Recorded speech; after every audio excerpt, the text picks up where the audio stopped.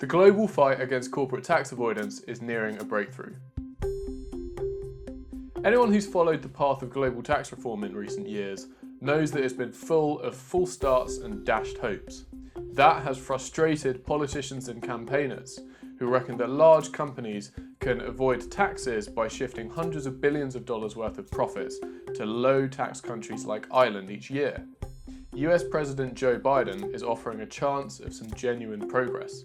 His administration has just set out a new tax proposal that would see about 100 large corporations pay a chunk of their taxes based on where sales are generated rather than where profits are declared. That would make it much harder to shift profits around to minimise their liabilities. But even more importantly, it could unlock a broader deal on global minimum corporate tax rates. Now, the final actual minimum corporate tax rate might not be as high as the 21% which was suggested by Joe Biden's Treasury Secretary Janet Yellen this week. I'd bet that it comes out about 15 or 17% once everyone sits around the table. But in any case, the neat thing about a minimum corporate tax rate is that it effectively allows countries to push the tax havens into a corner.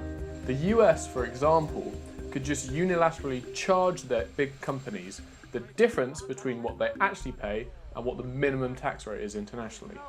Of course, there are still some problems. First, it's unclear how much these new plans would help poor countries, who obviously need the corporate tax money probably more than anyone else.